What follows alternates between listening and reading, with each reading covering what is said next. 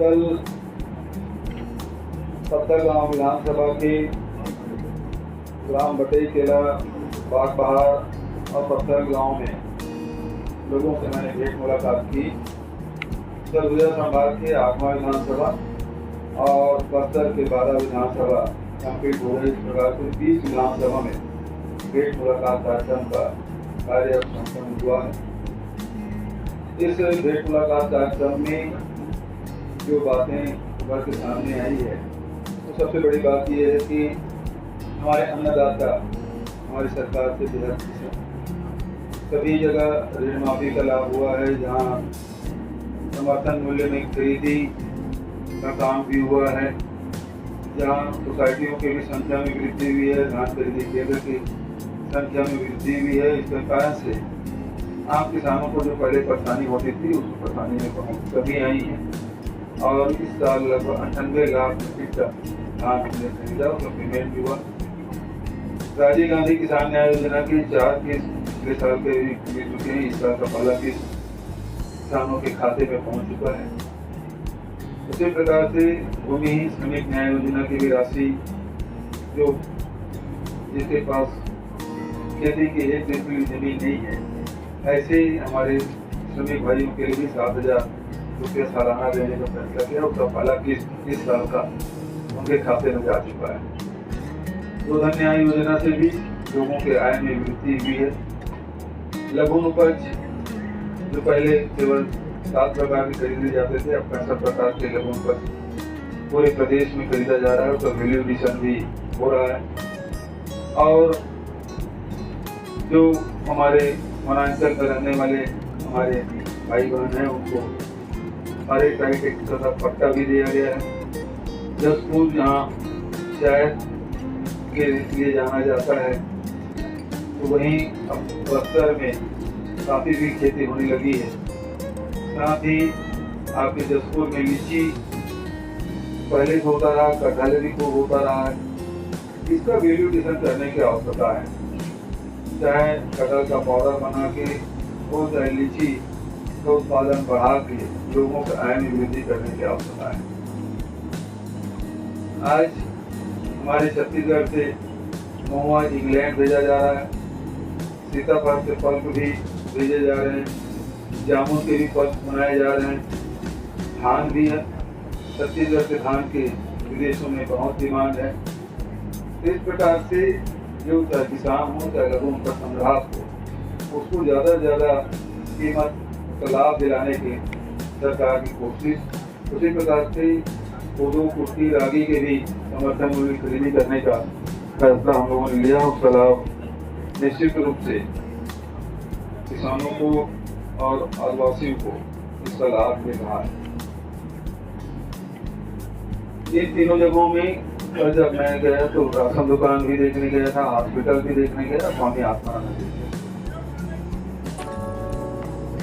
Hospital में doctor की कमी की बात थी, हमने अभी पूरा कर दिया है।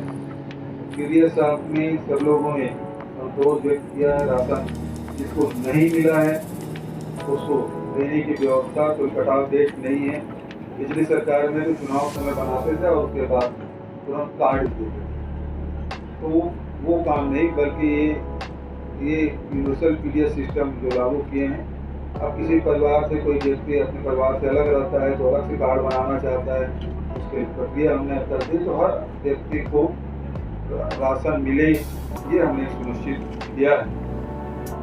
और उसके साथ साथ जहाँ जसपुर जिले में सड़कों की बड़ी डिमांड है, आवागमन की दिक्कतें हैं, इस चीज़ को मैं महसूस करता हूँ। जो राष्ट्रीय राजमार्ग है उसके कारण से, ठेकेदार के कारण से बड़ी परेशानी हुई और इसलिए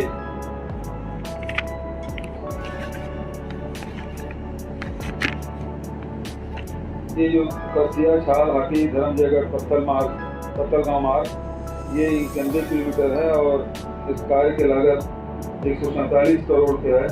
और ये छत्तीसगढ़ RI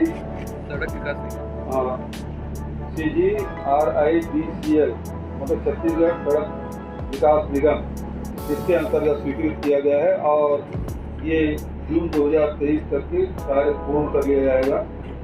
उसी प्रकार से जसपुर जिले में 2018 से अब तक के राज्य के बजट में जसपुर में 64 कार्य, कुनकुरी में 67 कार्य और पत्थर गांव में 75 कार्य और पत्थर गांव के 75 कार्य में 112 करोड़ की राशि स्वीकृत की गई है। कुल 206 कार्य पूरे जिले की, जिसमें 417 करोड़ की राशि और भवन निर्माण के लिए 20 करोड़ की राशि। इस प्रकार से सूची भी है कौन कौन से कार्य कब से स्वीकृत हुआ और कब तक इसे पूरा करना है, इसकी सूची भी है। उसी प्रकार से सिंचाई की भी यहाँ बड़ी डिमांड है, इसलिए मैंने 2-3 एनीकट के भी घोषणा इस समय मैंने की। सभी स्टेशन की भी डिमांड रही है, तो नगर पंचायत कोरबा, सुरेशपुर और ग्राम पंचायत महेशपुर में नए 32 kV बिजली के सभी स्टेशन की स्थापना की जाएगी, इसकी भी घोषणा मैंने की। सतीघाट में स्टाफ डैम का जीर्णोद्धार और उप तहसील बागबहार को पूर्ण तहसील, कोरबा को Swami Atmanand English medium school और कोरबा में पूर्व स्वीकृत जानकी महाविद्यालय के साथ साथ भवन की भी स्वीकृति। इस प्रकार से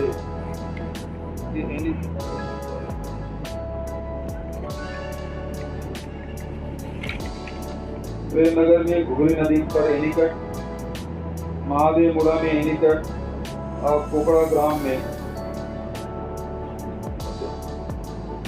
2 जगह एनीकट का और कांसाबेल में इंडोर स्टेडियम और कुटेला में नवीन भवन और बटाई जिला में 25 लाख के लागत से सामुदायिक भवन के निर्माण और महादेव डांड पुलिस चौकी ये डिमांड हमारे विधायक जी ने की थी, इसकी मैंने घोषणा की है और मैं समझता हूँ कि जैसे इसकी स्वीकृति प्रदान हो जाएगी और निर्माण भी होगा।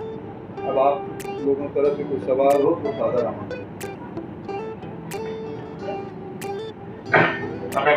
माननीय मुख्यमंत्री महोदय जी, मैं आपसे जानना चाहूँगा, बैठ के बात करें, छत्तीसगढ़ राज्य में और जिला बढ़ाए जाने के, थोड़ा धीरे, थोड़ा साउंड कम करो भाई इतना। हाँ जी बताओ। छत्तीसगढ़ बिना माइक के भी बोल सकते हो यार, माइक मत लो। छत्तीसगढ़ राज्य में और जिला बढ़ाए जाने के आसार है कि? देखिए, जिला बनाने के आसार से इनकार नहीं किया जा सकता, लेकिन अभी जो 5 जिले की हमने घोषणा की है अब वो पूर्ण हो जाए, क्योंकि उसमें हमने घोषणा की, उसके बाद से बहुत सारे दावा आपत्ति और बहुत सारे जन भावनाएं अलग अलग तरह के देखने को मिली है, तो ये सब निपटने से उसके बाद ही विचार किया जा सकता है। आपके नेतृत्व में क्या मैं पहले बताया, अब मैं सारंगगढ़ और उसके बाद मनेनगढ़, चिरमिरी, भरतपुर का हम लोग अभी देख ही रहे हैं, उसको पहले स्टार्ट आउट कर लें, उसके बाद फिर आगे बढ़ेंगे। और कोई सवाल?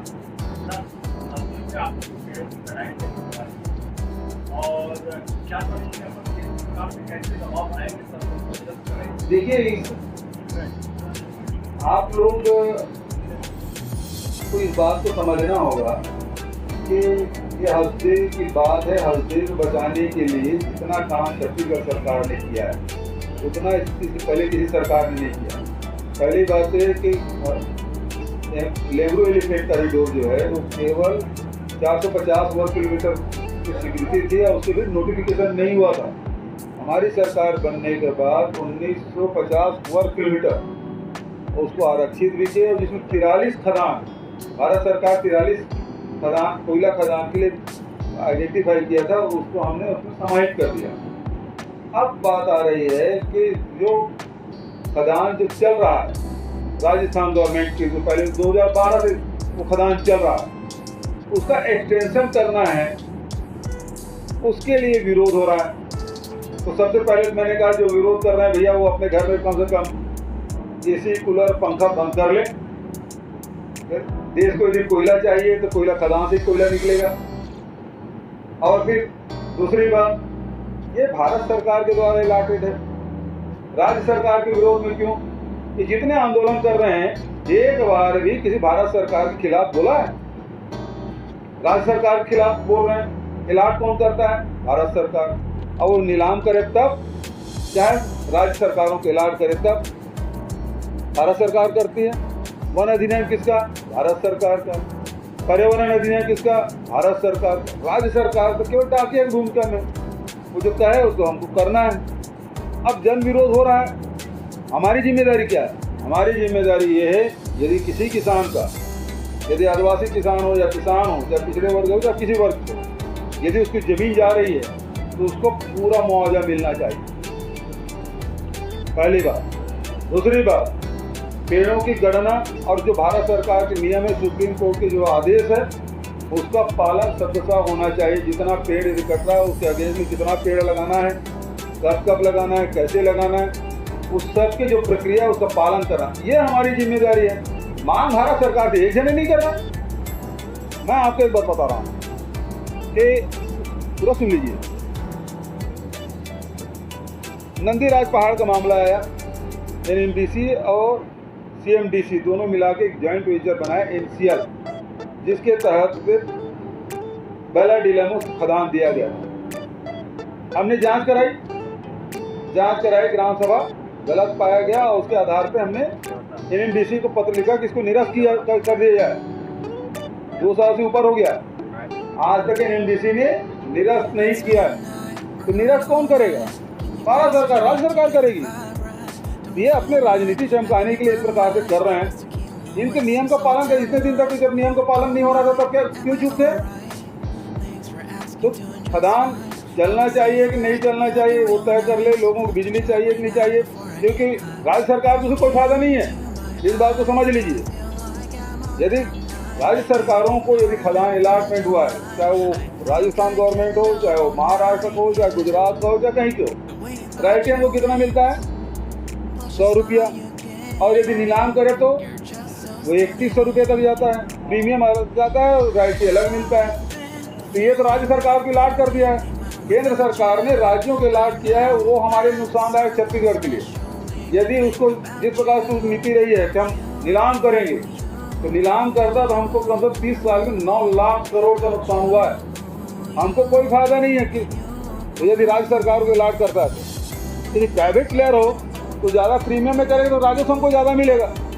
हमको तो केवल गड्ढे मिलेंगे, धूल मिलेगा, हमारे पेड़ कटेंगे, हमको तो नुकसान ही है। लेकिन व्यापक हित में यदि देखें, देश के हित में देखें, आज बिजली का संकट है, कोयला का संकट है, और कोयला का संकट इतना बढ़ा हुआ है कि 1000 ट्रेन बंद कर दिए गए। आज तक के जो आम जनता है, कभी किसी मुद्दे का आंदोलन करे, कोई संगठन आंदोलन करे तो रेल रोको आंदोलन करते हैं। लेकिन पहली बार ये हुआ है कि एनडीए गवर्नमेंट में, देश के इतिहास में पहली बार हो सरकार खुद रेल रोक रही है। और 1000 पैसेंजर ट्रेन अपने छत्तीसगढ़ के 34 से अधिक ट्रेनें निरस्त कर दी है, इसलिए कि कोयला ढुलाई करना है, बिजली नहीं, कोयला नहीं पहुंच पा रहा है। और दूसरी बात, मैं तो अभी जो कोयला मंत्री आए थे तभी मैंने कहा कि आप 2014 के बाद से एक बार भी रॉयल्टी बढ़ाए नहीं। आप रॉयल्टी बढ़ाते वो बोले कोयला महंगा हो जाएगा। मैं बोले विदेश से आप 18,000 रुपये टन मिलेंगे और हमारे यहाँ से कोयला निकालेगा हमको 100 रुपये भी नहीं दोगे, 100 रुपये से ऊपर भी नहीं बढ़ाओगे। तो कहाँ 3-4 हज़ार रुपये कोयला कीमत देश का, और विदेश से आने वाले 15,000 से 18,000। तो इतना अंतर तो हमको बढ़ा दो, हमारा तो नुकसान ही नुकसान है। समझ गए ना? आप कोई सवाल पूछो।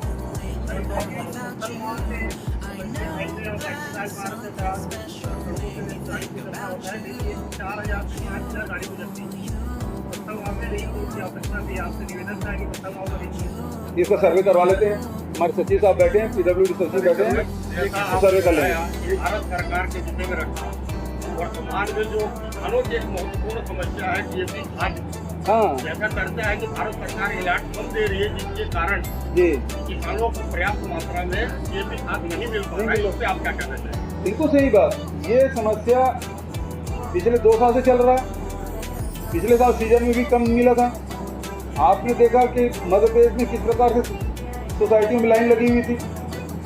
उत्तर प्रदेश में लोगों की मौतें हो गई, वो भी आप लोगों ने देखा।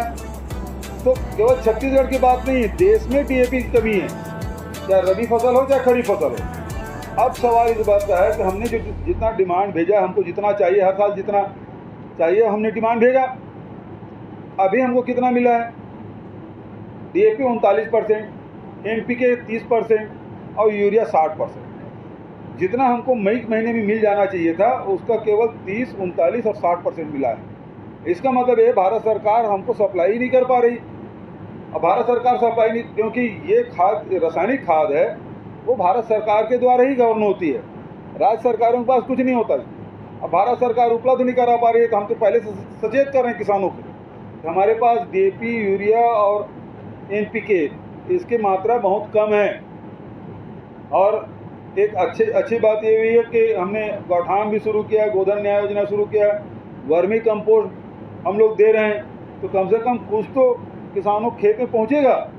और यदि हम लोग थोड़ा सा ठीक से मेहनत कर रहे हैं सब लोग, तो हम लोगों के रासायनिक खाद के ऊपर निर्भरता हमारी धीरे धीरे कम होती जाएगी और एक स्थिति आएगी कि पूरा प्रदेश जैविक प्रदेश हो सकता है। सर पत्थलगांव सर राज्य सरकार के साथ धान का समर्थन मूल्य में 100 रुपए का इजाफा किया है। राज्य सरकार ने नहीं किया, केंद्र सरकार ने किया, उसके बाद फिर राज्य सरकार ने 100 रुपए का इजाफा करने की घोषणा की है। अरे जो आपकी नहीं, आपको समझने भैया, MSP भारत सरकार ही घोषणा कर सकती है ना, दूसरा नहीं कर सकता। राज्य सरकार एक समय था जब मनमोहन सिंह जी प्रधानमंत्री थे तो उन्होंने धान में, गेहूं में भी बोनस दिया था। और दिग्विजय सिंह, उस समय नंद कुमार पटेल जी जब यहाँ मंत्री थे तब उन्हें स्वर्णा मासुरी में उन्हें बोनस दिलवाया था दिग्विजय सिंह के बोल के। ये पुरानी बात होगी, लेकिन जो UPA सरकार में बोनस मनमोहन सिंह के समय में मिला था 2 साल तक के, राज्य सरकार भी देती रही, लेकिन रमन सिंह जी चुनाव साल में बोनस देते थे और 3 साल कहते थे बोनस, उन्हीं पर जानते थे।